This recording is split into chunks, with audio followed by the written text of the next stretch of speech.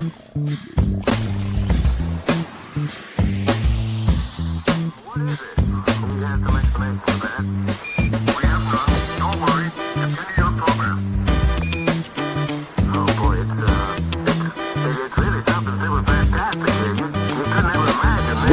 to Planet Pluto Psuedo.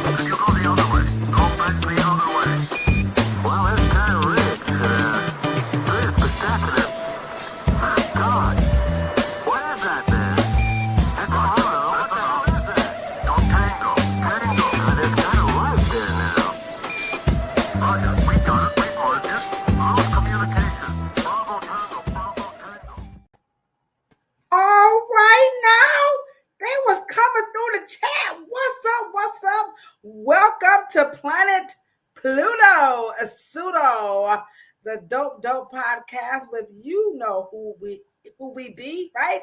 It's me, your homegirl Ladosha, right? AKA Key Lolo. That's right. It's going down. And over there, there it is. There she is, my PNC, the one and only unapologetically brilliant hair oracle, Cheryl Morrow, affectionately given to her by Hair Savant. And of course, all of our lovely partners, our other PNCs, our partners in cosmetology. What's happening, Esther? I see you. You like that intro? I wish I could say I made that, but we have to give that up to, is it Rumi or Remy? Remy is in the heezy. That's coming over from California because Cleveland, y'all know, all we do is just color some, take a piece of paper and color some crayons. No, I'm just kidding. But that is a pretty dope intro. What's up? Lawana was like, come on, let's get it going. I saw you in the chat, but I was trying to, strum up some people to come on in. So welcome. If this is your first time, we are so excited. This is part 2 of our podcast, our original podcast and live stream. Is really the dumbest shit that people say about Black hair. And that's really for our consumers and cosmetologists. It's like for everybody, teenagers, parents, any as cosmetology students. But over here on Planet Pluto, what's up, Sophia? This platform is particularly for, licensed professionals. And of course, you got your hair aficionados who just love hair. But this is really more on the professional tip. And so, Cheryl and I, we're like Queen Latifah. We done had it up to here. We just can't take no more. We can't take it. The pseudoism, is that a such word as pseudoism? Now it is. Okay, so I just met, y'all know Key Lolo. I just make them all kinds of shit, So the pseudoism is killing the beauty industry. We have these autodidacts, these self-appointed people who just they're making life very difficult when you work behind the chair. And it's wonderful people like, there she is, the unapologetically brilliant hair oracle who's helping, move the conversation past all of this pseudo stuff. So tonight, this topic is just gonna be real funky. We like Chuck D. You know what I'm saying? Taking no prisoners, taking no shorts. Remember that? While I'm hearing that boom, supplement the mix. Gonna rustle like the Bears in the 46. What y'all know about that Public Enemy? Taking no prisoners, taking no shorts. But my boss is in the chat. That's why I keep telling y'all I used to be a real live outreach worker. And there my boss is. Y'all go ahead. Oh, come on, Cheryl, hit it. Y'all go ahead and y'all drop them L. I know we can't see y'all, but put them L's up for my boss. What's up, boss? You know how much I love you. She's always down with me, holding me accountable and making sure that I am doing the right thing out here. As my mother would say, don't get too big, for your britches. So Lavina Joseph is who I am talking. I love y'all. So look at that, boss. Come on, boss. Look at all them L. Boss, could you please drop your own L in the chat? That's how much of a boss my boss is. She's sitting at home with her screen like, by the way, she's from the island, so she has this cool accent. Oh, just go ahead. Drop the L's in the chat. Isn't my boss like the coolest, Cheryl? And y'all know she this tall, right? You know how it is. It's always the short people that look at her, and then she gonna say hi, Cheryl. Ain't that you know what? Everybody loves Cheryl. I'm out here. It's okay. It's okay. I love Cheryl too. What's going on? What's going on? You said we in the modern steam world dropping L's in the chat. That's right. That's right. Esther, that's my boss. Lavina Joseph is in the chat. So we're going to have a wonderful discussion about celebrity hair care products. We're talking about celebrity hairstylists. They make products as well. We also talking about influencers. Did you guys know influencers are also making hair care products? Yeah, pretty cool. So we're gonna hop right into the topic, but you guys know how we do it. Before we get started, we like to get real out here. So what I typically do is I go over to TikTok and I take some reels off of there, and we got a little boosty at the end, you know, like come on, you know what I'm saying? So Cheryl is looking like, what the French toast and bologna sandwich is going on here? So we have two get reels to help get this conversation going.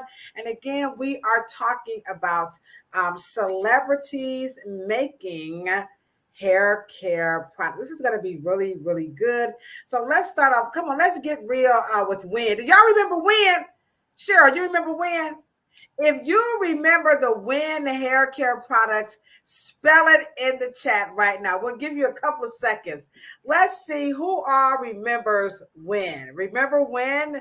Chaz Dean. Oh, remember Melissa Gilbert, all the celebrities, Tempest Blesto, what's her name? Brooke Shields. You know, everybody wanted to be Brooke Shields, including me. I don't know what the hell I was thinking.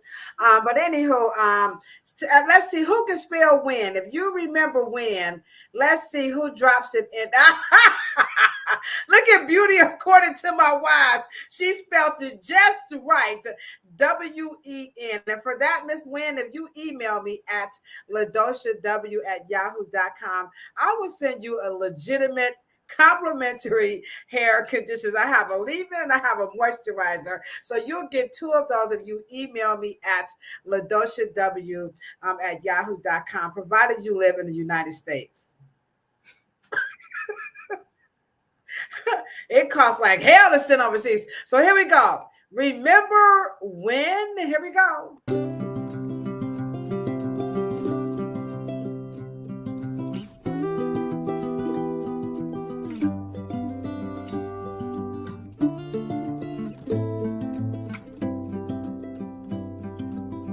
Come on now, dog. Come on, man. Did you see that? 100. Cheryl, I said, what the French toast and bologna sandwich?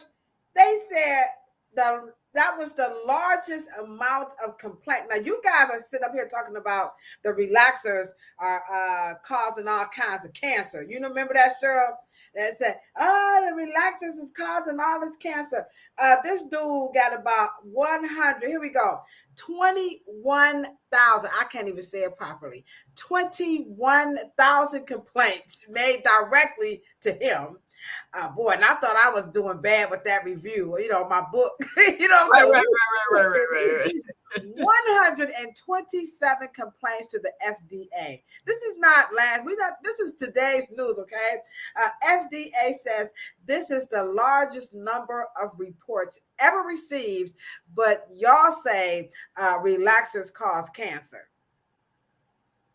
So, Cheryl, come on, get real. Hairstylist. I'm a hairstylist. Now, I do not make my own products. I'm not fucking around with that, okay? I'm just talking about me personally. I'm not a celebrity hairstylist, so come on, y'all can come after me if y'all want to in the chat. I'm cool with that, you know what I'm saying? But celebrity hairstylists making hair care products. Chaz Dean, very handsome guy. All the Hollywood A-listers. He's now vegan. and he's also into skincare. And he said he paid the money because he just wanted to get past all of this crap. So come on, come on. Uh, what's up with the celebrities? Just I know we're gonna get more into it, but just kind of tease us a little bit. Ooh. I also think that it's pressure because, of course, what is after the chair, and so it's born out of, I wouldn't say desperation, but we as an industry need to help our fellow professionals make a better path, and it is very hard to educate a professional. Boy, what do you mean by that, smarty pants? Come on, it's cosmetology in the chat. Come on, y'all. Well, it's hard to go ahead. Yeah, well, it's hard to educate us because we think the chair is the experience, that we do it by experience, which is the birth of the influencer. And so we think that what we do by trial and error with our hair, and then he, like most, think that the next elevation is just having a label. The label ego is real, you know. Come on, let me put that down. Hold on. I was going to put up the Afro Hair Science Summit, but I'm going to put that up in a minute. We're going to get to that. But you said, this is why I love Cheryl, because Cheryl be like, booyah, time to give it to you. You said label egos. Jesus, how do you come up with this shit? Like, talk to me. Come on. And it's the so-called path to being what they don't no longer want to be. They don't want to just be a hairstylist. So they think the natural path of elevation is to just put their name on something. And just like you have to be prepared to go to beauty school and then you elevate, you go on the floor, right? But it is preceded by a long learning curve. When you're a professional, you just don't get the learning curve. It's missing. Here we go. Now, don't y'all get scared. Don't go running. We're gonna come back to it. So I took down some notes here. Birth of the of experience. So you're talking about people who feel like they work behind the chair. Therefore, I am Black Superman. You know what I'm saying? So we're going to get into that a little bit more, but just a little bit. Can you tease us a little bit more about why experience just kind of limits us in that regard? Well, because your experience is tied to your technical ability. Doesn't prepare you to be a CEO. Doesn't prepare you for the C-suite. It doesn't prepare you for the beauty executive skill sets. Doesn't prepare you for understanding ingredients. It doesn't prepare you for innovation. Now, they make great consultants, don't get me wrong. The information that they could lend laboratory efforts or innovation. The problem is when it comes to them having their name on something, they don't quite understand liability. They don't understand some of the intricate details of the beauty business. Salon business is not the beauty business. So when you start getting into the whole industrial production of creating science, getting your studies together and case studies together and getting your groups and advisory boards and coming out with doing testing, that's a whole new world. And so we don't have a school for seasoned senior hairstylists, right? To go to the next level, if that is what they want to do, is go into product innovation, research and development. There's no school for us. We think that the experience alone of just doing hair, just like we do in our homes, like Yeah, influencers do in their yeah. homes, they And think that that is the the natural height. Yeah, parlay right. into. Yeah, and let me just say this too, to that point. About the experience of what you do at home. I can't tell you how many people always say, "Well, my grandmother gave me this recipe, and I know, and my auntie, and I'm telling y'all, uh, when I went to the motherland, now I only went one time, so I can't, get all brand new, but I'm gonna get brand new because my experience taught me this small country in Africa, West Africa, the Gambia, which is along the coast. It kind of sits inside of Senegal. And so in this small country, they have salons in these huts, like the huts that we think is like, played out or whatever, like, oh, it's so antiquated or whatever. But they asked and still had to get them cosmetology license because their position is that the education actually helps preserve and moves it to the next level. They don't want those people doing what they do at home because that's a whole nother, like you said, it's bigger than the love of your grandmother and carrying legacy. It's so much more. So I just really want to say that because that is really important. I know people are like I was walking through the woods and the trees said, Key Lolo, you can do it. It don't quite work like that, y'all, but I get it. I respect you. So here's another one. We got real because we remember when, but let's see if we can get real with Gabby. Here we go. Let's get real with Gabby.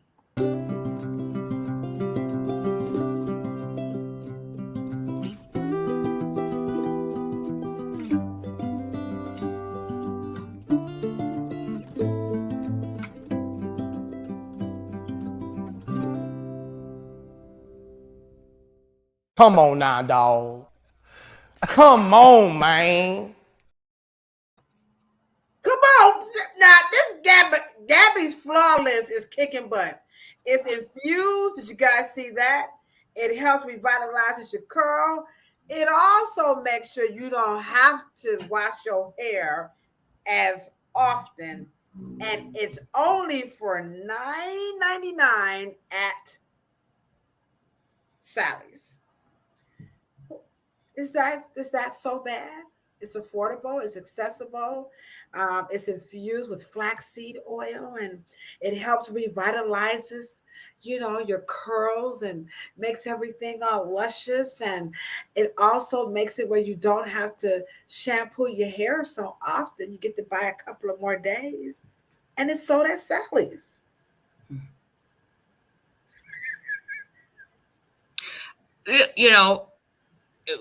I want to put a disclaimer is that the entrepreneur effort that the last 23 years has given Black hair care as a whole has been encouraging, and it is what we're supposed to do. Um, However, on the flip side, when you look at the richest part of the history and the richest, most prosperous portion of what got us to the big dance, we had celebrity endorsed products, not celebrity owned brands. Okay. And when you have an era of the hairstylists back 60s, 70s, 80s, and 90s, the hairstylist was the celebrity, not the celebrity coming into the industry. The celebrity was the hairstylist. And one of your mentors, like Olive Benson, Jim Williams, Thomas Hayden, Floyd Kenyatta, Paul Mitchell, Vidal Sassoon, you had those types of personalities, and they were coming from the industry and then creating their own celebrity dome. Now, within the last, since Y2K, you have the whole, oh my God, there's nothing to this thing. Everybody can do it. It is so vastly different than the legends that kind of created their craft and then created a different relationship with the science labs and the manufacturers. In this particular generation is more about taking advantage of a trend because the entry level is so low. Because now all we have to do is transfer herbal and food grade ingredients, which everybody has their access to. Everybody has access to flaxseed oil. Everybody's got access to castor oil. Everybody's got access to these things. When 25, 30, 40, 50 years ago, the ingredients were such that they were plant-based, but they were cosmetic grade, which is the average consumer does not have access to. And you don't think celebrities have access to cosmetic? I mean, they got cosmetic money. Hey, y'all, I'm just trying to, make it make sense. Celebrities got access, Cheryl. So you don't think? Well, and think about it, because what is the difference between a hair serum and Afro sheen? The difference is we put the sheen in, let's say, an aerosol, right? And it was different. And so the not that we didn't have, we didn't put, we may have had some hot oil drops and something like that. But when you talk about 50, 40, 45, 30 years ago, these were designed to do things to get your hair in just a whole nother approach to beauty. But now it is. Now today's beauty is, I just washed my hair and I'm just letting it air dry. But today's thing, we talked about this a lot in detail. So go check us out, our Monday's podcast, where we talked about, this whole thing about, when you lose your curls, it's your hair damage. So you hear all this, everything now is only about the hair curling. Every single product that you read about is the hair is curling. And then when you get to hair like mine's, it's like, well, Ladosha's hair, is damaged. So the celebrities are talking about, helping this natural, and promoting this, they're trying to wear their hair as well. A lot of them are. So, well, here's something that is very distinctive, is that when you have ingredients that everyone can mix up, it's almost like, why doesn't everyone have a fragrance? Okay. Everyone doesn't have a fragrance because there's certain alcohols that are put in. You just can't go in the store and get rubbing alcohol. So get some Tito's. So there is a elevated path into very nice high-end fragrances. Yeah, I guess you could put an essential oil in some witch hazel or something. You could do that, but it will not be the kind that you want to purchase in Macy's, Nordstrom's, or Sephora. Oh, but Cheryl, cut it out, because what you're talking about is toxic, and what they're making is natural. So I'm just saying, it's what they saying now. You're talking toxic stuff, and we're talking, yes, witch hazel. Yeah, I took some patchouli, or however you pronounce it, some ling lang. Y'all know from the hood, right? And just put it in there and shake it like a salt shaker, and at least it's natural. Unlike what you're talking about is absolutely it's toxic. So I think this is where the But celebrity. why would it be toxic? Well, I don't know. We're going to go a little bit deeper, but I'm going to play a little intro so we can kick right into the topic. We're off of Getting Real. So I'm about to play, just in case you guys, we got some people in the chat. I want to just give a super duper shout out to all of our people. What's up, Sandra? I see you coming through. Esther, we love you. We're so glad you're here. Miss Foster, you know you are our girl, beauty, according to Ms. Y. And then we also have Dewey is also in the house. And then we also have my boss is also in the chat. So welcome. And everybody else, please take a moment out right now and hit that the thumbs up button, and don't forget to subscribe to the channel. And here we are going to talk about today's topic. So here we go. Let's hit right to it.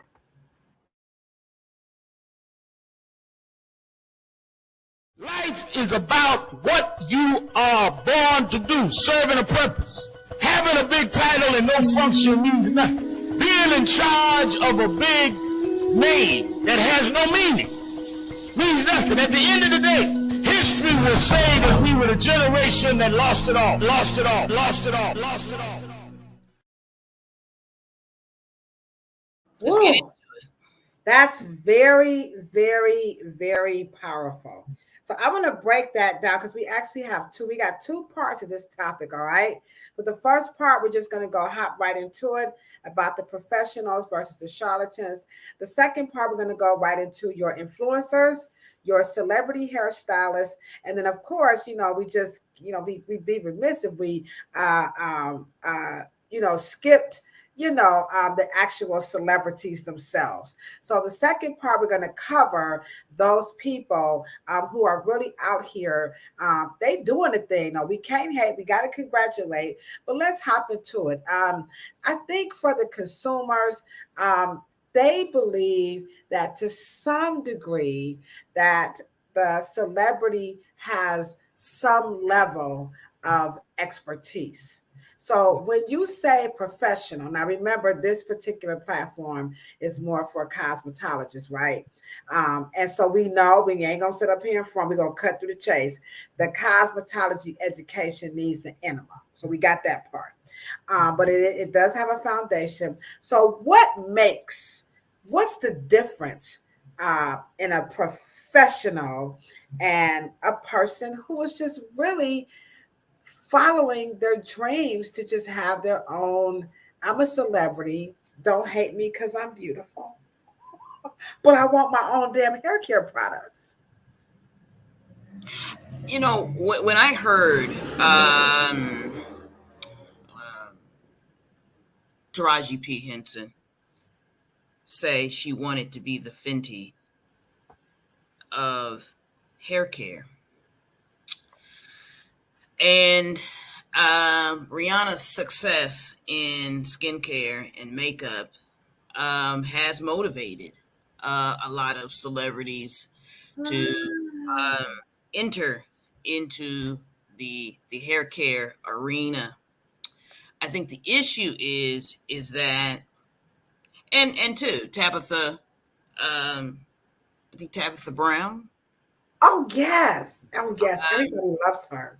Yeah, I mean, these are wonderful women, and I'm not saying that they're not, but they are either scouted by white and European incubators, such as Mesa and Tracy Ellis Ross.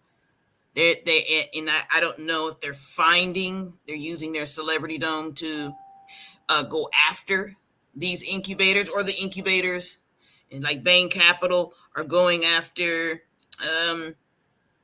and trying to get into an industry that they never had access to. Now, you guys know Cheryl and I do not rehearse this. You just said, you see, I knocked my glasses off when you said Mesa. Let me guys show you the clip of what Taraji P. Henson said.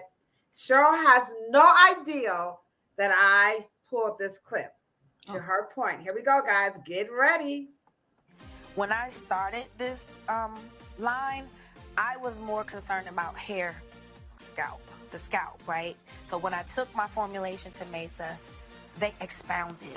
And that's why it's just so blessed that I had the right partners, because they took my dream. That's why it's so important to dream big, because I was dreaming small, and they took my dream and they expounded upon it. I read that if you weren't an actress, you would have been a cosmetologist, right? I totally would have been in cosmetology.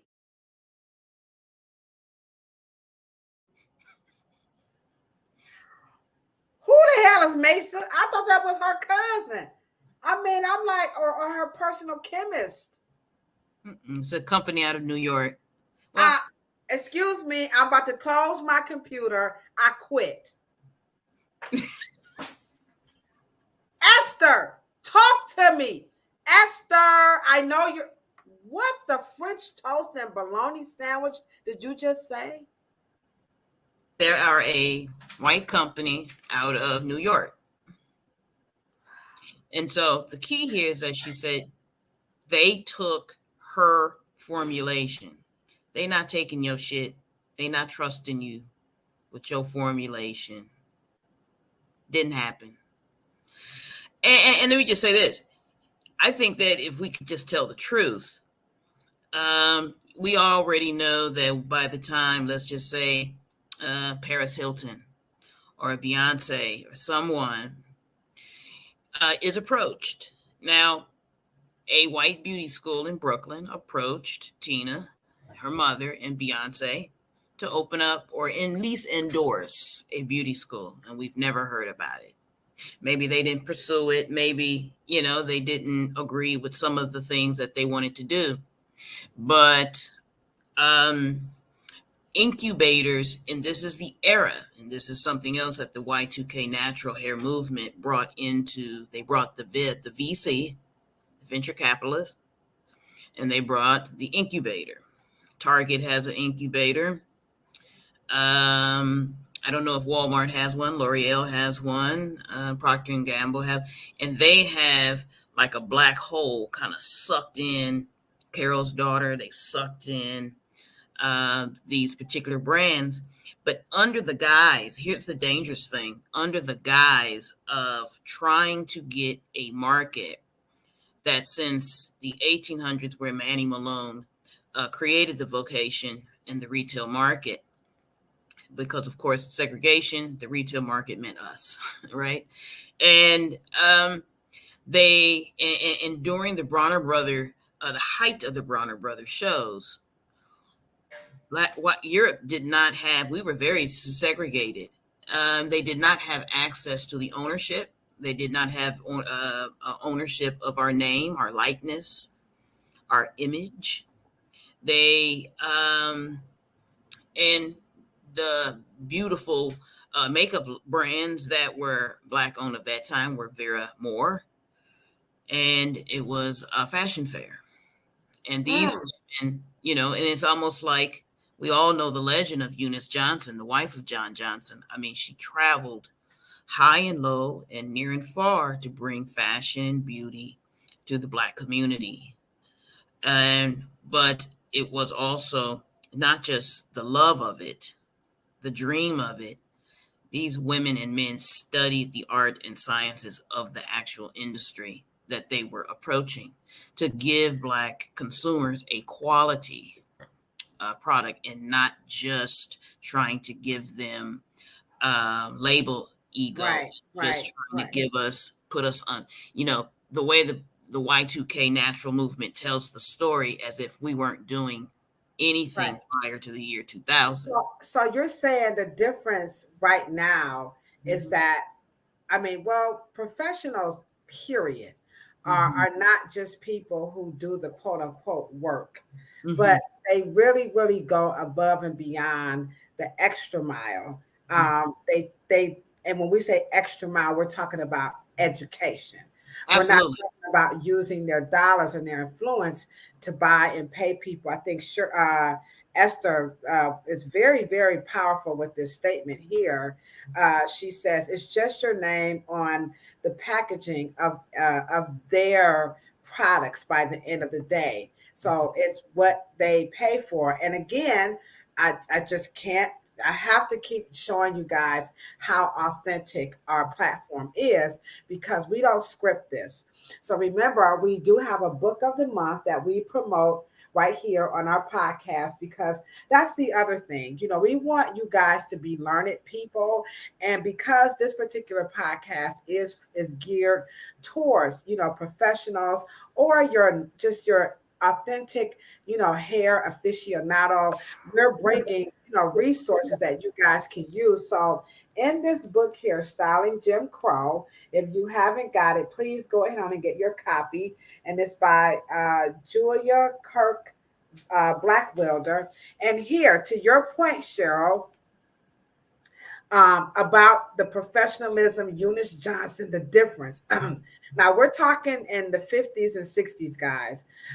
Having little or no access to credit, African American businesses began with small private investment, expanded only as their agents consummated sales based on purchases measured in dollars and cents rather than in hundreds or thousands. So no incubators.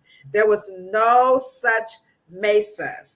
They sold those products and put that money aside. They built those while relying on a population was scarce. Remember, Black people were very poor. We did not have all this money. Like, we just go online and be buying shit. They weren't doing this back in the day. The beauty industry also sought to pass on its economic success to the communities it served by employing African Americans, which takes us to your next point. When you said can you break this down? The generation built it, we enjoyed it, and then we lost it. So take us straight into that point. Can you repeat that? I know I said it wrong, but just I think is that Al Sharpton saying that? That is an Al Sharpton piece, and actually he said that here in San Diego. Okay, go Reverend Al, big perm. He's still rocking the perms though. I love Reverend Al. So what did he say? Let's quote that again. And by the way, Al Sharpton's hairstylist, I used to bring his hair product, Mr. Morrow's stuff, to do Al's hair. Anyway, it was always glad to drop off his product at Veronica's Beauty Rama. I think it's on St. Nicholas. All right, all right, okay. Let's give it up for Morrow and the he say. It's just one of my little great memories. But here's the truth about, and we can make this to every industry, no matter what industry it is. It's publishing, it's art, it's real estate, it's insurance, or any business. We got you. It's important to understand how important if we're going to talk about generational wealth, you have to have heirs. And I always say that the Y2K could have looked at the present cosmetology history that Black Haircare in the Y2K season and then expounded on it instead of going in and actually saying, okay, we want to be anti-chemical, we're going to start completely over. And what they did was they demonized cosmetology and left it completely. And so what they mean by is that our first generation, which is your turn of the 20th century, you have your Annie Malones and you have your Anthony Overtons and Madam C.J. Walkers, and you have the National Beauty Cultures League. You have all of this rich. You have Mr. Morgan. You have Sarah Spencer Washington and all of these wonderful, beautiful, rich Black beauty schools. And I hope you guys are writing down some of those names. Please write down some of those names that when Cheryl spits some stuff out, especially if you are a professional, please write this stuff down. These are real people. So they are the first generation. Right. And then by the time you do have a George Johnson, John Johnson, S.B. Fuller, Joe Dudley, Nathaniel Bronner, and you have all of these beauty school, Jemison, I think down in Houston. There's just so many. That you have the Wilhelmina beauty school in New York. So you have everything basically in place, and you got these sales agents. We have the magical template that our predecessors gave us. We did not have Korean distribution as the foundation of our distribution system.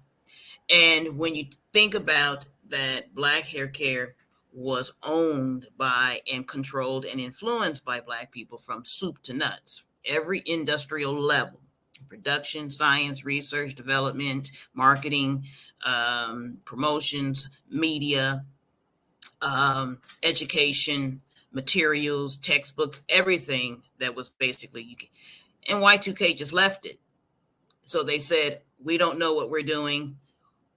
And I don't know what the issue could have been, but there is a video that I think I sent to you late, because, as you say, we don't discuss these things, but it is a natural remedies that we no longer do anymore. I think it's by Natural 85 on YouTube. Okay. That they've completely abandoned everything that they even started with. And they glorify themselves by saying, well, since we did all this, but we had to do all that because we didn't know how to do our hair, and we fought. And so now they have this kind of history that they fought through, and that they made so much ground, a complete disconnection. And so that's when Damon John. That's a lie. But those are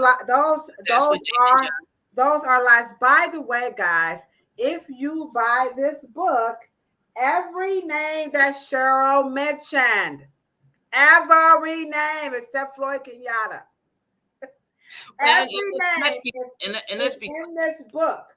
You can get, and remember, she's got the dope ass, excuse me, I got to cuss. She got the bomb ass bibliography, y'all. Come on, this lady, she kicks it. So you can take your research and learn more, so we don't have to repeat, because this is what you said, right, Cheryl? Am I correct? First generation made it, second generation enjoyed it, and the third generation lost it. Am I correct?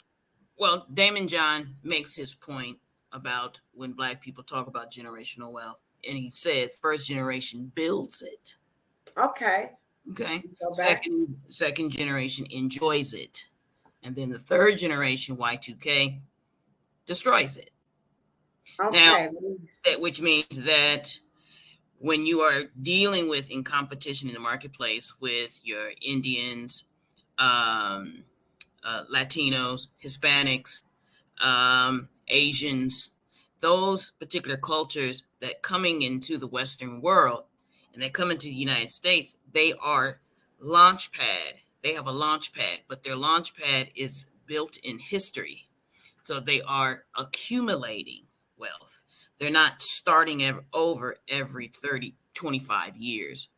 And in the turn of the 21st century, Black hair care started over. They started completely, and they say it. And I want you guys to really watch that YouTube video, the top natural hair remedies. I think I sent it to you, Ladosha, late, but okay, it is profound, because now they're going back into what we call traditional cosmetology, because now, of course, all of the remedies that came out of the novice thoughts and probably the lowest education in Black hair awareness, it just bred a lot of hair loss. It also bred a lot of problems. It's bred a lot of myths and pseudo information. Right. But it's hard. But remember now, Cheryl, it's because now the industry is saturated with so much pseudo that it's almost, I don't want to say it's impossible because of this podcast. I see our numbers are starting to creep up. I think people are really they're over it, and they are really starting to realize and understand that the professional, that whole concept has been like just pushed down, and then you have these you know, I I dreamed it, these imagination, these Right. big dreamers, they've taken over. But I think people are now starting to scour and look, where are the professionals? So aside from yourself, um, where are the professionals at? Where are they? Where can because there are people in the chat who will say, and of course I'm leading up to the Afro hairstyle. I'm gonna tell y'all that right now. Yes, I am. But where are the where are the professionals? Where are they? Are they Well, scared? well, well, well, you'll have them. Most people will say, "I've been doing hair for 15 years," or they'll say, "I've been doing hair for 25 years." You know, when you don't focus on industrial strength, such as organizations, such as political representation, people who are going to represent you in the public safety realm, such as FDA, when you don't have that, because of course, within the last 23 years, everything has been based on food. And now you have the Whole Foods, the Targets, the Walmarts, you have the Sephora. They are now putting sanctions and making the quality and Shea Moisture. The quality has to now, and Sally's too, that you have to have a certain kind of quality and safety. But when you're talking about just dreaming, that is why they are now in the celebrity brands at least they're astute enough to know that you're going to have to go to an incubator, and Wow. and even if you're black, an incubator, of course, you are from white corporate brands such as Procter and Gamble. You've worked at L'Oreal, or you've worked in here and there. But the black hairstylists, such as my mentors, is like James Harris, Rudy Townsend, and Olive Benson, and What made them professionals? well, the industry, they were the celebrity. Mm-hmm. See, in that era, the hairstylist Was the was celebrity. was the celebrity. They were the experts. They were, and then when we all came together, I remember being 10 and um, just having and seeing a Vidal Sassoon or a Paul Mitchell or Frederick Fakai, all of us, they were all on the floor and presenting all of these really tight professional presentations from Clairol and other things So of that. what you're saying is the difference between these a professional and, let's just say, the incubators. Your celebrity people who have the dividends to or get the VCs and all the metas or whatever you call those people. Is that this professional is not only going to do hair, they're thinking bigger and beyond the chair, and they're taking their careers and they're putting them into other spaces and places. Like you said, they're going into the actual lab. They're actually looking at the commerce. They're looking at the laws. They're looking at the books, No, the no, education. no, they don't have the opportunity. You have to remember the hairstylist's ceiling was the platform artist. See, platform artistry was before celebrity. Right. Was those, I'm just trying to get you to. I'm trying to right? get And you I'm, to and help I'm them getting there. understand. Yeah. Okay. Right, and I'm getting there. You have to understand the black hairstylist is nowhere. They're locked inside their businesses. They're still building up the fact that they're doing this for 25, 30 years. Including me, guys. This is why we're here. Keep So going. they're not in the process. The manufacturer, the incubators are not interested in the experience of the professional. They're interested in your followers. What? So if you have, now you have to remember, look at the pattern.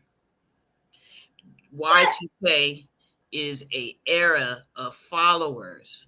no company would pay attention to any influencer if they had 10 followers, right? Are you guys following this? Oh boy. Okay, so now Okay. it's almost like your clientele is no longer good enough for an incubator. The Y2K built the incubator.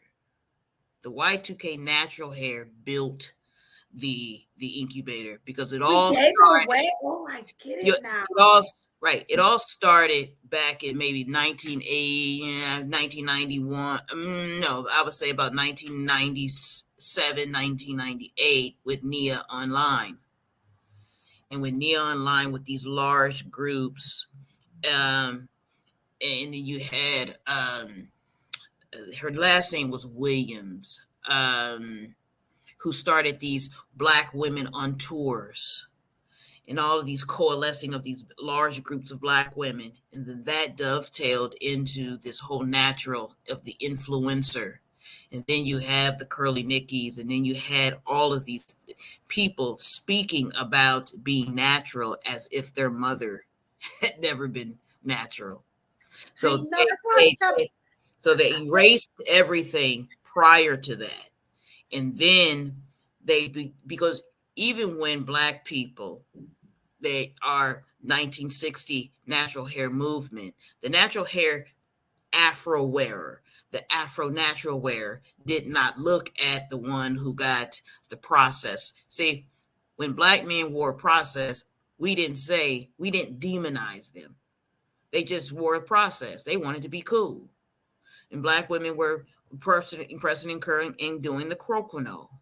And then Right. you moved into the Corvadas if you went into the military. And then the military, which employed 2.2 million people to this very day, they changed, they conformed, and they allowed, Black people to wear their Afro hair in whatever style they wanted to in the U.S. Armed Forces. And then that doves into the cold wave curl era. And then that doves in back into the relaxer, which is, came out of Carefree Curl and Wave Nouveau and the California Curl. And then that goes back into Optimum and Mazzani, and it goes back into the Ocean. And then we went into Sally. Sally begged Black people to come to their stores because the Koreans were growing.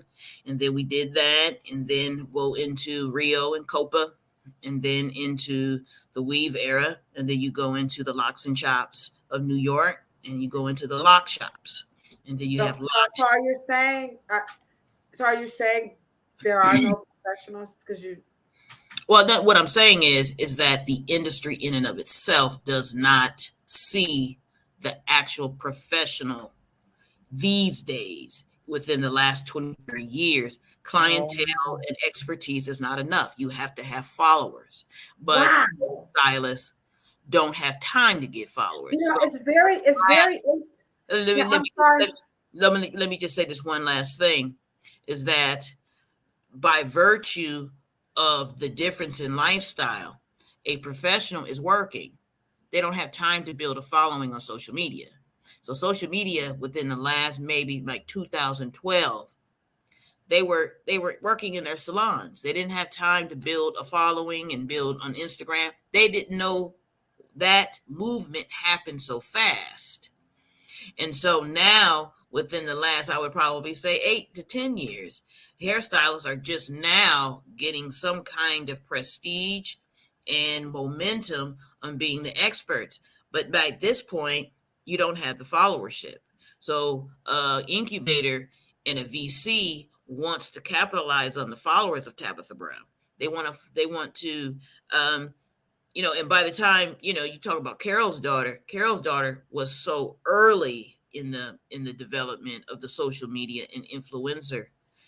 She came on the Black owned era. Black owned. So is this statement true right here? Beauty, according to my wife, says so they just basically stole it while we were at work. No, it's just that you have to understand that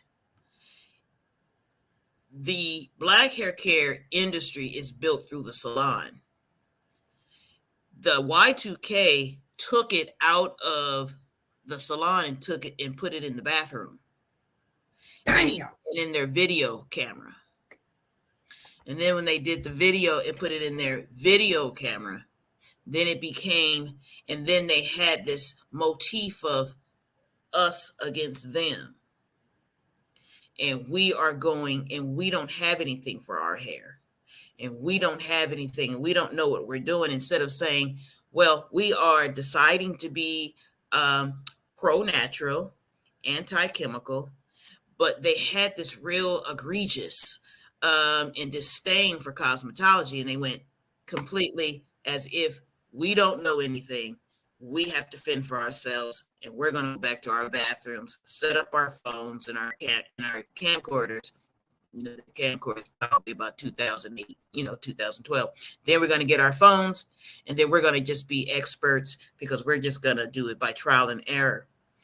It's a very peculiar thing on how generational wealth escapes us because we don't know the mechanics and the behavior patterns and the appropriate behavior patterns to be able to connect to wealth as it is behind you. You notice when you run a 400 relay, you reach behind you to grab the baton. You don't grab it in front of you. You're not starting over. You are using the momentum and the energy and the velocity of your predecessor. And then that movement, and you can change it once you get going and you move on down the future. And so when I try to teach generational wealth just in the confines of, I think the greatest inheritance that Black people ever created was Black hair care. Wow. Hair care paid for every other subsequent. It paid for the Negro League baseball. It paid for jazz. It paid for jazz clubs. It paid for Black restaurants. It paid for the Porterman. It paid for the civil rights movement. We are the only industry that had that kind of disposal cash, money. But if you lose it, and I wouldn't say that natural hair care stole it. They were just the most ignorant generation out of all of the other ones when it came to Black hair care history. That's what I'm saying. Woo! I wish I had one of them things. Sean, you gotta show me how to do that thing where it's like, oh, that was fire. So that's a perfect, I'm so stumped into the next half. We're at the 11 o'clock hour. So let's move over, Cheryl, to the next half, which takes us right into what you just said. We're talking about your influencers, correct? Mm-hmm. Your celebrity hairstylist, and then we have your celebrity. So let's see where the beauty industry, how we can, I don't know if circumvent is a good word, but for now, I'm just going to say circumvent because that is what this platform is all about. It's just really addressing these issues and bringing them to the surface. And hopefully this will snowball. Hair Savant, I see you in the chat. I'm about to drop that up in a minute, but let me go ahead on and drop part 2. Here we go.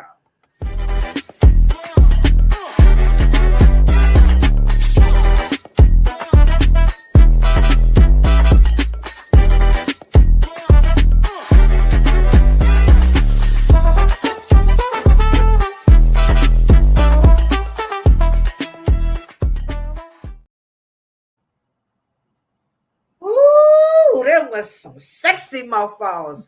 Let me Hair Savant, I gotta drop what you just said in the chat because I'm kind of, this has been my, I will say this, how they say, I'm just talking about myself.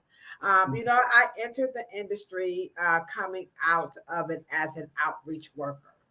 And so my position as a cosmetologist is totally different because I was dealing with the families who just really struggle with functioning because of their hair. And so I took the liberty to come into the arena and get the actual license. So here is Hair Savant's thing. They want the stylists with the visual value and the social net worth, but they still won't take their asses to cosmetology school.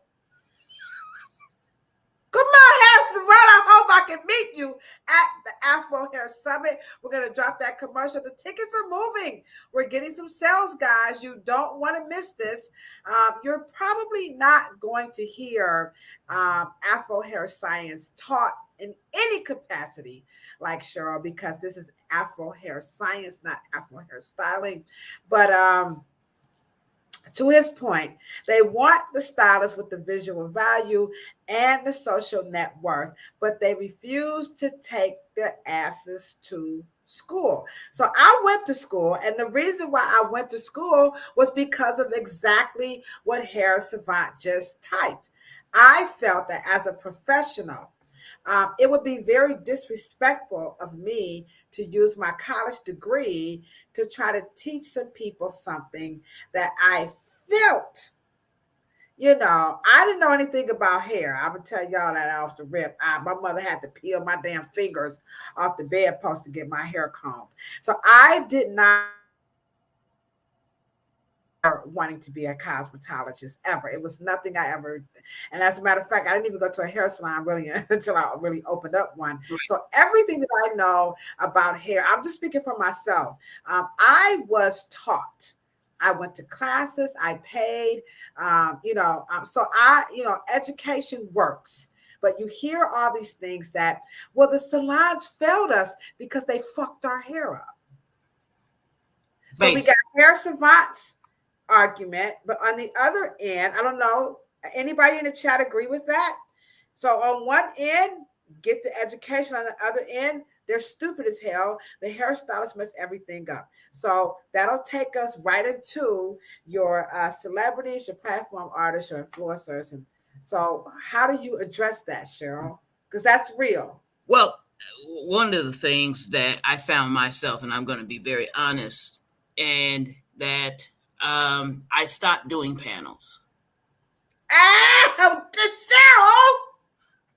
we love you, Harrison Brown. We got a VIP seat next to me and my damn bologna sandwich. Oh, I can't wait to meet you. Okay. And so, because it is very, I wouldn't say, it's just not apropos to correct your peers on stage or to correct them in public. Could you say that word again? I'm sorry. How do you say that? I'm sorry. What word? Apropos. Who? Apropos. Apropos. Okay, we gotta look that up. Shit. Anyway, or appropriate. I said it the old French way, okay. But I will say that it is important to for us to have a process of correction. And the only way you can do it, to me, is for us to do it by ourselves, because celebrity hairstylist is a different animal. And let me just say this, the whole machine of the Y2K movement built the influencer and the celebrity hairstylist, built them to sell product, not to educate. Oh my gosh, Cheryl, you're making my hair. I'm supposed to be blow drying it. You're drying my hair out with these comments that you're saying. You messing with my head. But I want you to think about it, right? When platform artistry was an avenue for the hairstylist to be that celebrity within our industry. Okay. Because when I used to go and show up on set, and of course, they would look at my hair, and then I'm there to fix theirs, right? And you have, it was a little different. Oh, I want James Harris, or I wanted, this person, and I wanted that person. I want Olive Benson to do it, and I wanted Floyd Kenyatta, and John Atchison. I want them, to do my hair. And so and we would be a part of an agency, right? And then they would pick, and of course you were the shit. And it's almost like in the fashion world, you want Annie Leibovitz to shoot Take you. your picture. Oh, Right. David LaChapelle or Stephen Meisel. Okay. You know what I mean? It was that kind of energy around our professionalism 30 years ago. But the key here, but the platform artists did get hired by the manufacturer to be on stage, and that manufacturer was hoping and utilized the prowess and the artistry of that hairstylist to sell their product and make association. Today is a little different. Today is that now the celebrity hairstylist is now so product driven, right? And so the celebrity that they do, and of course, back in 30 years ago, you didn't even tell who you did, whose hair. It was kind of like private. You know what I mean? They didn't release their list, but it is used like platform artists were used about 30 years ago. But kind of like VIP, like with VIP, you couldn't pay to get in, and now you can.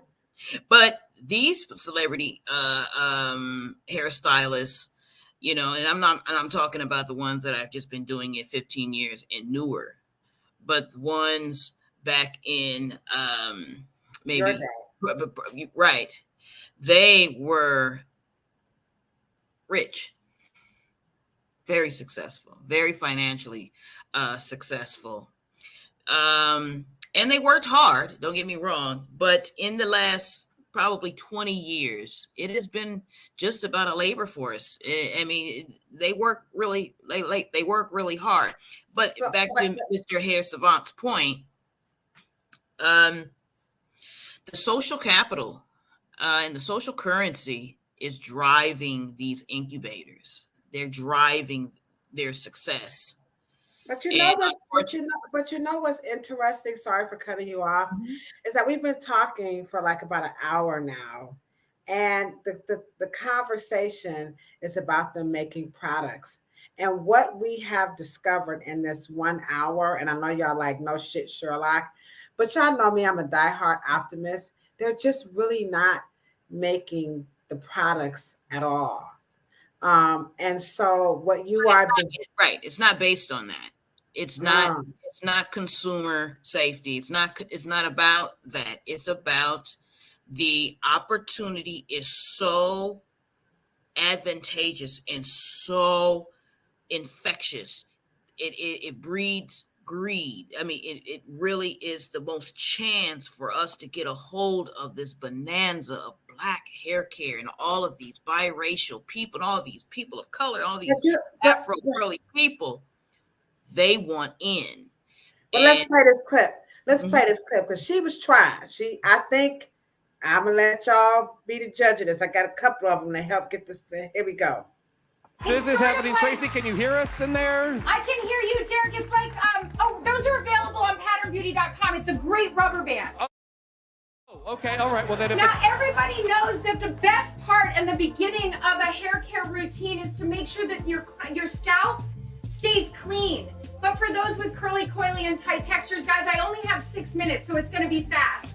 You've gotta wash that hair, but not strip all the moisture. I'm gonna start with the hydration shampoo. It's a gentle cleanse. It's very hydrating, and sometimes you don't even need to use a conditioner.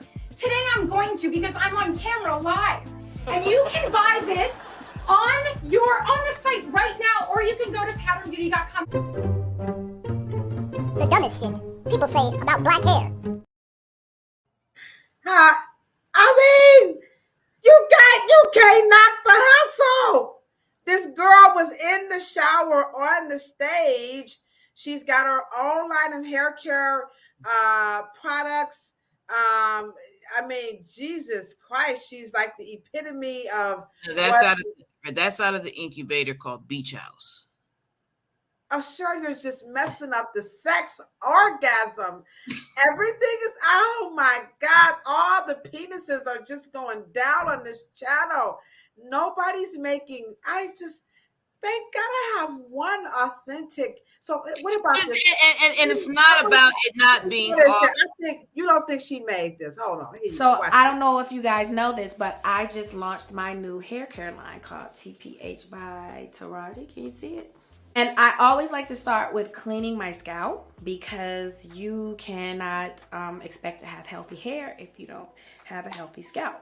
So I like to start with Never Salty. It's actually a sugar scrub, which exfoliates your scalp. So you get it into your scalp like that.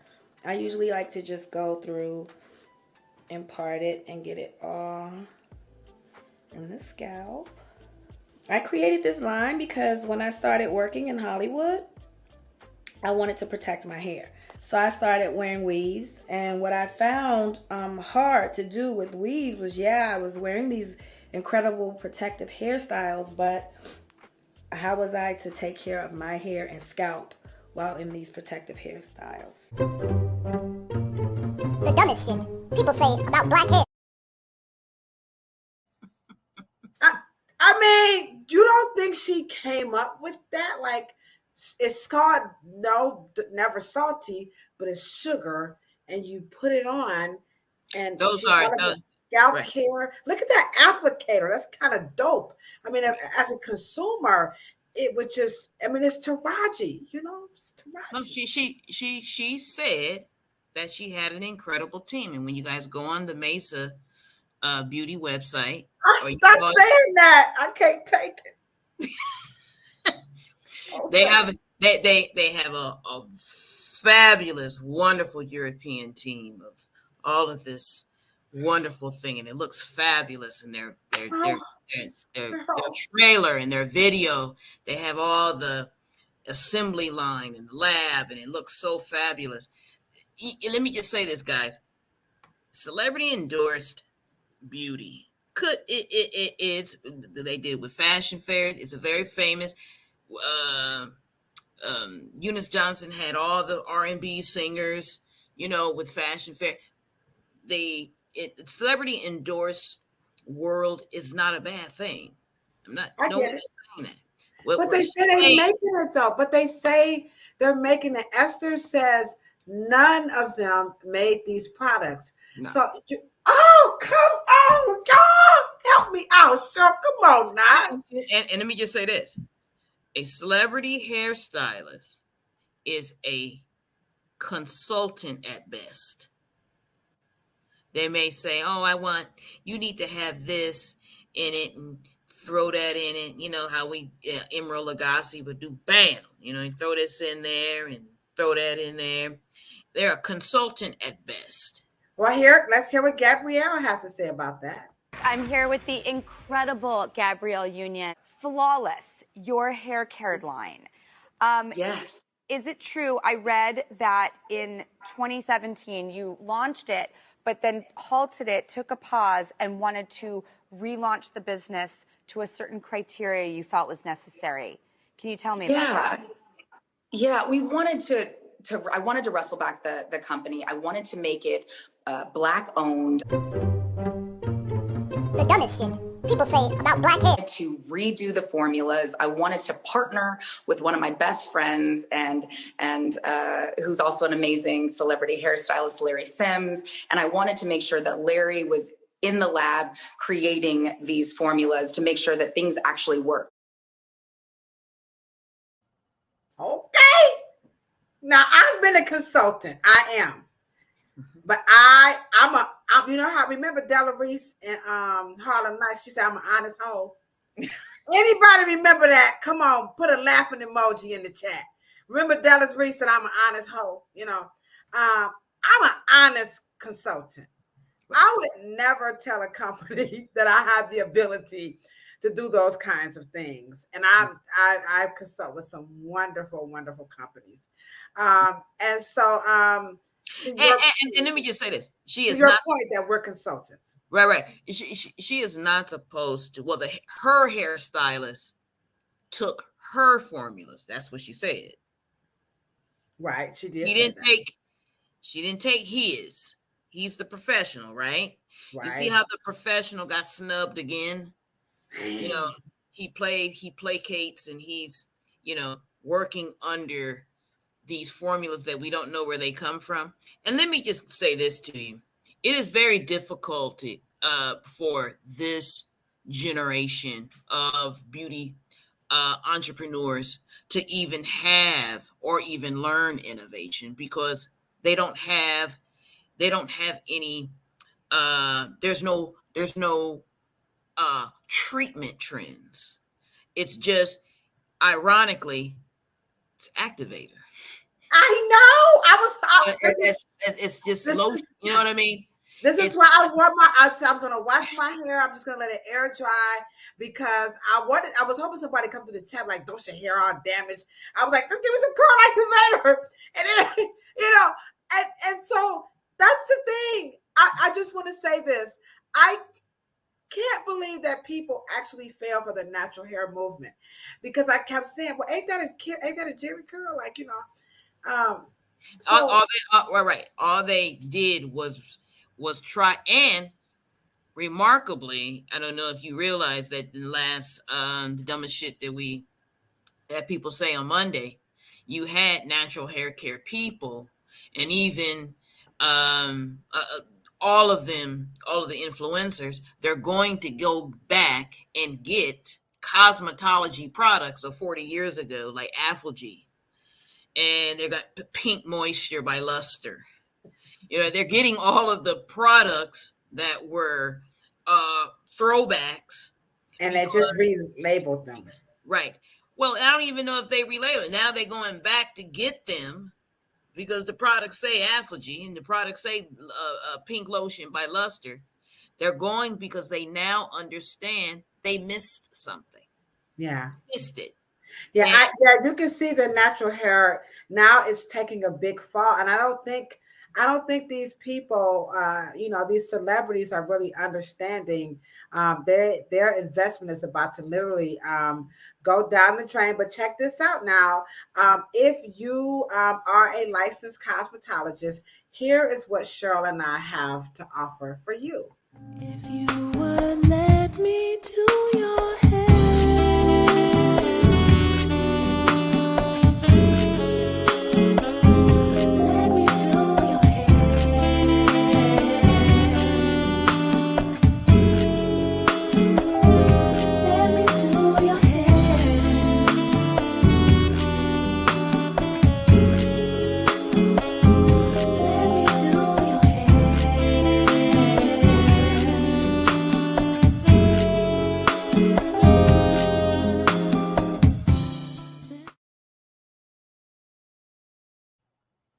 Yeah, now I'm gonna tell y'all right now, I'm not getting in no shower like Tracy Ellis Ross, but I am trying to sell these damn tickets. All right.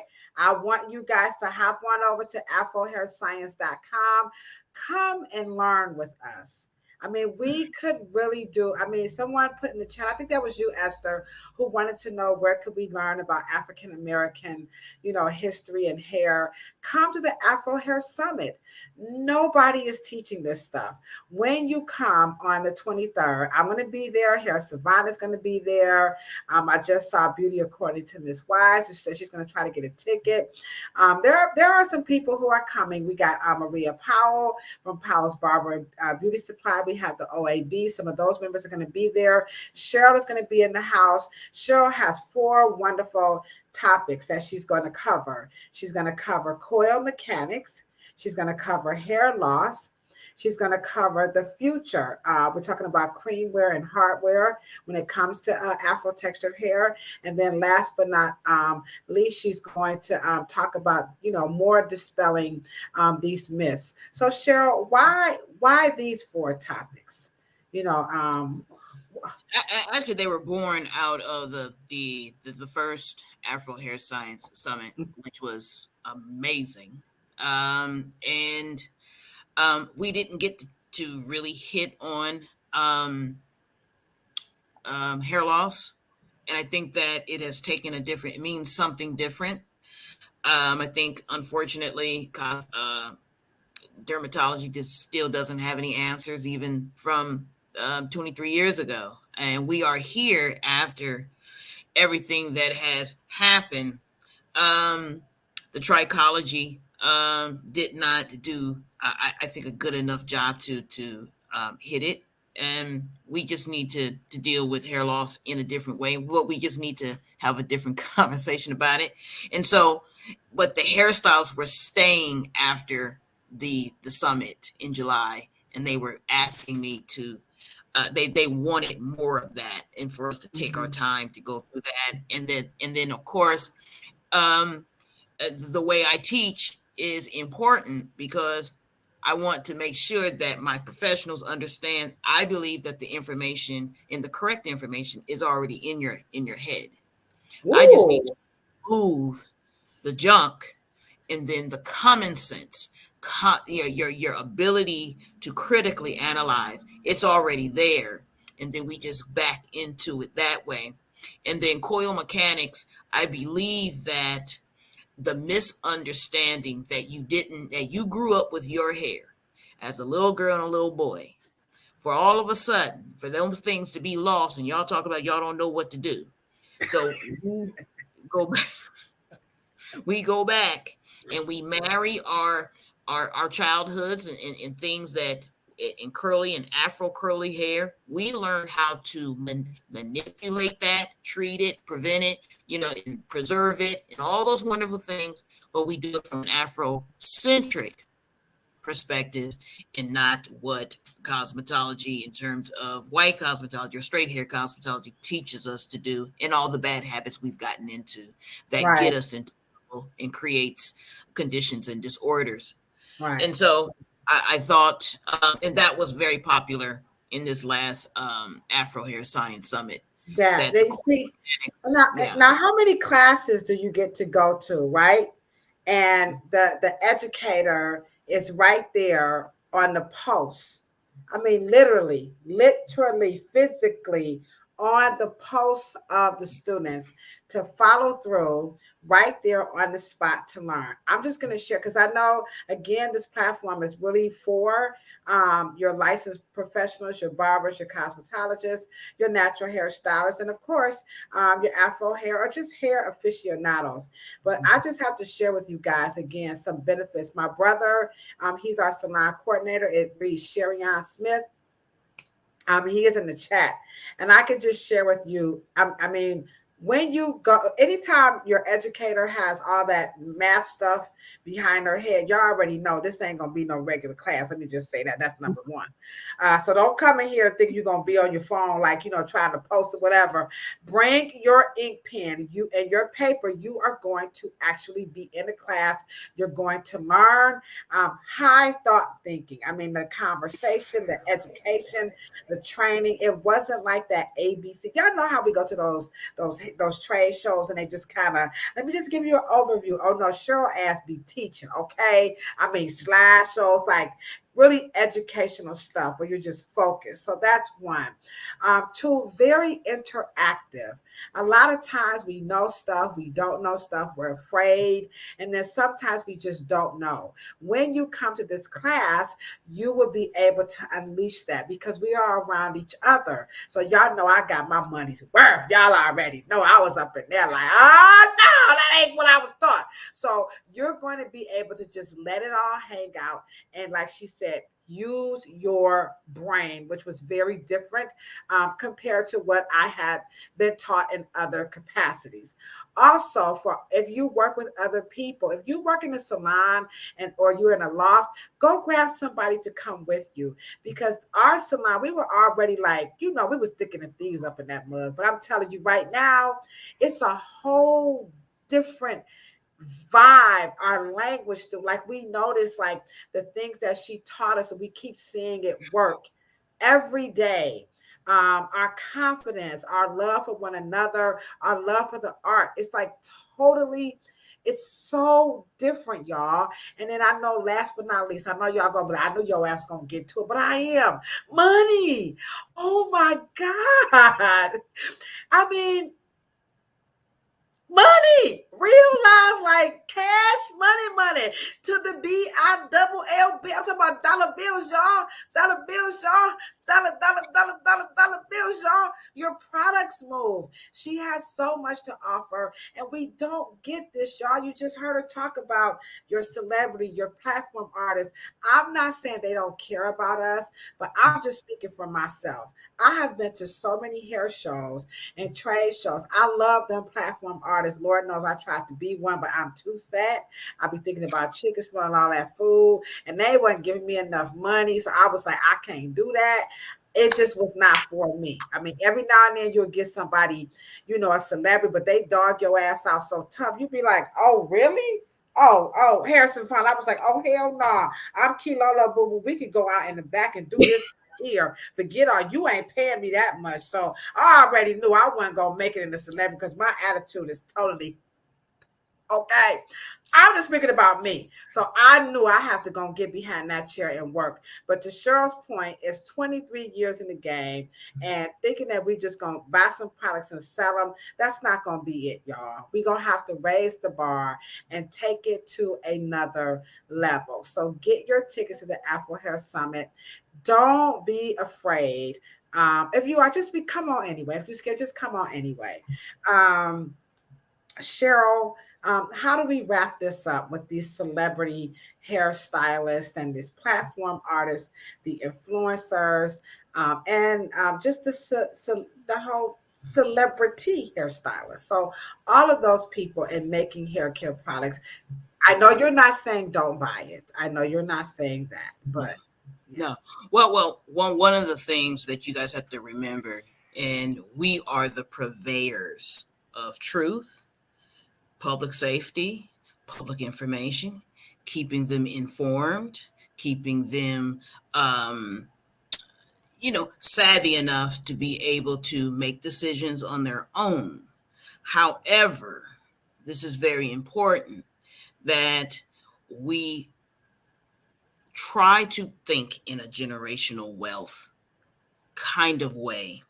And as professionals, we have to preserve our prestige in our position, in our rank, by making sure that the education stays optimal, that we hold each other to a standard, and then we create pathways to us, and to us being the next product line, or us being the next hardware designer, us make sure that we are protecting each other and we're creating our own paths. Because what's not going to happen, because I'm not telling a Gabrielle Union or a Taraji to not do this, but what I want them to understand, that as an industry, we can help them, not just because we want them to be successful. We don't want them to be defunct in 7 years, because none of those brands are ever going to reach legacy. None of those brands are going to ever. Think so? I believe, well, just look at the ones who started in 2000 and the ones who started. They are not relevant. They could, and even though they have been acquired by big brands such as Carol Stark, they're just it's not relevant. Wow, I right. hadn't even thought. Yeah. What about we do have a question in the chat. I'm sorry, Esther, I just saw that.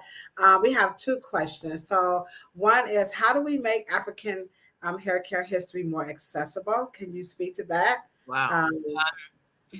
I don't. But first of all, by coming to platforms like this, but what and buying books like Styling Jim Crow. But I do want to say that we need our own space. And Afro Hair Science Summit is that space. But we also need our own version of blogs to teach the truth. Yeah, So you're saying, hey guys, we shouldn't be the only ones. If you guys have a podcast or you have a platform, bring Cheryl and I over to your platform so we can kind of, get that snowball effect to show that there is another school of thought. So if you have a podcast, maybe you might have a Zoom, you might have a group of people, a club or whatever. Let's all, let's begin to get the ball, going, because you guys are making some very powerful statements, in the chat. Again, not knocking anybody's personal aspirations to be whatever they want to be, but we do have to think about it in a bigger scope. I can also tell you another good way, Esther Jones, is that Cheryl, myself, former Senator Shirley Smith, and State Representative Elliot Forehand here in Ohio, we are literally in the process of writing a bill here in the state of Ohio to introduce for Afro hair science, not natural hair styling, for Afro hair science to be taught to all licensed professional barbers, cosmetologists, and the students, right? And so in that education, they will get that history because Dr. Morrow's books will be included in that course. So if you live in your state, you could do the same thing. You could get with your political lawmakers, because I just learned this, guys. It's her fault. That's why she the oracle. Ain't that right, Hair Savant? Cheryl told me, I'm in projects. I don't know nothing about this. I'm just an everyday person.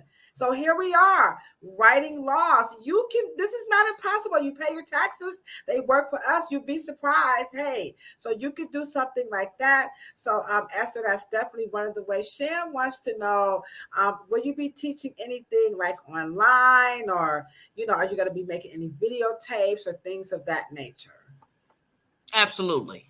That is one of, because, I already have several already done, but I do know that would be a quicker way, and then they will be available on AfroScience, AfroHairScience.com, and we'll do a nice partnership, and always trying to enrich and create the stronger structure. We need an organization. We need more organizations. We need a new organization. And I love the fact that these younger people since Y2K have created a space for them. But it needs to fuel back into the inheritance, back into the industry that our foreparents have built. And I think that also on the history question, Black folks just don't tell good stories, especially when it comes to our economic, because this is not a story of bad shit. This is a story of rich Black people. This is a story of strong Black people. This is a story when we got it right. Now, do we have a hiccup? Do we have issues with the natural hair? But these things are doable. These things can be reformed and restructured to our benefit. And because I am third generation hairstylist, I am third generation barber, I am also one of those generational wealth stories, to the point where I am one of those hair care kids that now at 56 being just as prosperous as my father was when he was my age. And so I am at the helm. So it does work. Okay, it can happen, guys. If we can do it. One last one. I know, sure, like, y'all better get me off here. Okay, so Hair Savant, I'm like you, Hair Savant. I can't wait. I can't wait to meet your ass. How do we get the masses to listen and understand the importance of professional and our knowledge? This is and we know, I know what you're gonna say, Esther. I can't see you, Esther, but I can see you. I know what you're gonna say. Those that want it, it's for those. I know. But well, let me just say, Harris Savant, this is the most important question I think that is facing Black people in the Western world. The Black and Africans we are the youngest population on the planet, and we are the most influential of consumerism. I didn't say that we don't consume and we don't lead in consuming, but we lead in influence of consumerism. And so, but one, Black folks got to tell the truth. We got to tell actually what happened. And in all our defense, most Black heirs of the great Black hair care dynasties of the 60s, 70s, 80s, and 90s, and the early 2000 season, no one knows where we are or even who we are. And I know that Black hair care has given me the most incredible life, but we need to tell the truth of actually what did happen. We've got to get the Madam C.J. Walker story straight. We got to get the stories straight, so we'll know what happened. And success leaves clues. In generational wealth, success leaves clues. We know what to do. We can do it again, but we have to do it with integrity and technology and innovation. We can't do it with lotion and whips and whipped cream and kitchen. And can't do it that way. We can't. And let me just say this: we can do it with celebrities. That is the magic. Yes. However, let me just say this: and if this ever gets to them, okay, Miss Union, Miss Taraji, all of y'all, Miss Ross, okay, Miss Brown, all of y'all, Tia Mari, whoever, and all you celebrity hairstylists, you have to remember one thing: hair care is not like makeup. When you develop that shit, it eventually does have to work. Eventually, and on that note, you cannot trick. All hail the hair oracle. She has spoken. We just need you guys to do this right here before you go. Pump me on, pump me on.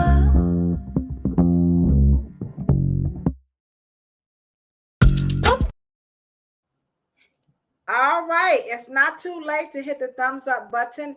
If you are watching this post the live, keep in mind that we do answer all questions here. We take all requests. If there is a topic that you would like for Cheryl and I to cover, I'm just gonna get the shit started. Cheryl, I'm gonna clean it up. But anywho, Cheryl and I, we are here for you guys. We are talking right here on planet Pluto Psuedo, where we are busting all the myths. We do have some partners with us. We have Sandra E. We have Miss Foster.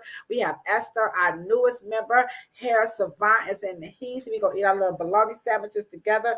I'm so excited. Monday, we are going to be over on the dumbest shit that people say about Black hair. And we're going to talk about the power of the P. Not that P, not that P, not that P. Protein. Y'all like the power of the P. The power of the protein, all right? That's the P we're talking about. Aren't we going to be on someone's platform tomorrow or something? Oh, that's tomorrow. Yes, tomorrow. But they're going to record us on that one. Oh, okay. So that's another interview. So I'll be putting all little stuff out there. You know, man, sure got a little interview tomorrow. Anywho, so we're gonna be Monday on the dumbest shit right back here, talking about the power of the P. So bring all your protein questions to the chat. Please bring your products. All right. If there's something like you bought some stuff and you want to know Blase Skippy, so we will be there for you guys. That's for the public. Everybody come back next week and Cheryl is going to go ahead on and we're going to go a little bit more further into the apropos of experts. So how do experts check experts? I'm going to tell you how I check their asses. I'm going to tell you right now. But when you come back next week, we're going to talk about, because I got a new word today. Apropos, my brother on the chat, like, is that the word for appropriate? By the way, my brother's real smart. You know, my brother's so smart. I wanted to be like him when I was a little girl. I used to copy everything he would do. And I just have to put that up. My brother, he's very, very smart. So we're going to talk about how do you check the experts? Okay. It's like, how do you make sure the experts are the experts? So that's what's going to happen. So we thank you guys so very much. Anything you want to say? Because all hell, I'm not going to take that down. Nothing. You don't want to say nothing to us? I appreciate y'all hanging out. You know, All right. You know, in the West Coast, what is it about? What? It's almost It's 9 just- o'clock. It's almost 12 o'clock here. But Oh. you guys, I mean, they rock. Y'all rocked it. We love y'all so much. So thank you so very much. And you guys know what we say. Hold on, wait a minute. If we are able to reach some top hair influencers on here and do some lives with them, if you drop us some names, we surely will reach out and see if they would like to come onto the platform. You also have Sleepover. We're gonna let y'all go.